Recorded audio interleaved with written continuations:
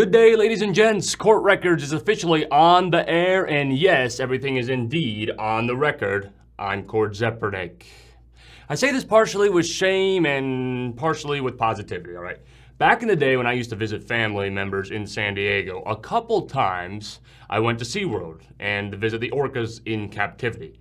And 7-year-old me, eating his dilly bar, watching the Shamu show, I thought the orcas were happy, to say it bluntly, and thriving, and not just there because they're just smiling, cute creatures. They're made to perform, right? And then I imagine, like many others, the film Blackfish came out in 2013, and I saw it, and then just an avalanche of similar animal rights documentaries followed Blackfish, and the documentary highlighted Tilikum. All right, Tilikum, the regal, once again highly cute, captive orca SeaWorld located in Orlando. And he was responsible for the deaths of 3 trainers during its time in captivity. And what disturbingly struck me in the immediate aftermath of the film was how I thought this entire time that orcas, dolphins, belugas, cetaceans in general, I think that's the right word, at SeaWorld were all happy and basically made to perform as if they were enjoyed doing it. It was their purpose in life. So since then, for the record, for what it's worth, I am totally anti-marine mammal captivity. Totally.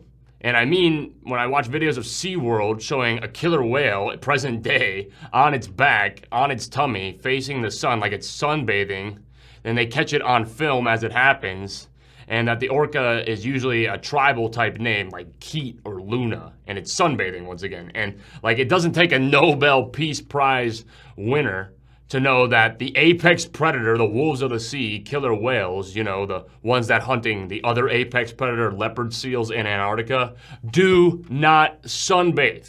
Like who is SeaWorld fooling here? Like a potato? Like for me being an animal lover and being, for what it's worth, an anti-marine mammal captivity proponent, actually does not mean I am anti-SeaWorld total.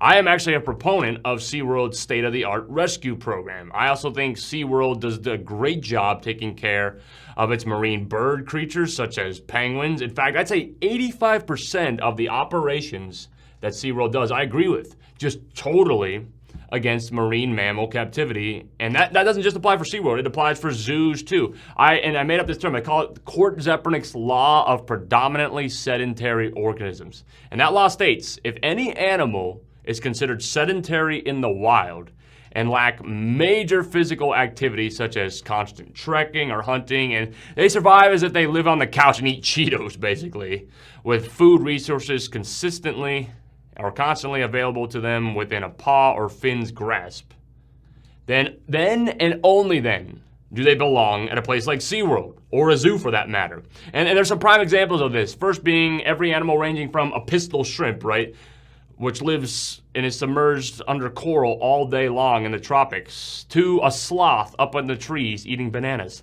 Not that physically active. So that's all about the rotund lady saying. Thanks for not touching that dial. I'm Court Zeppernick, and this has been Court Records.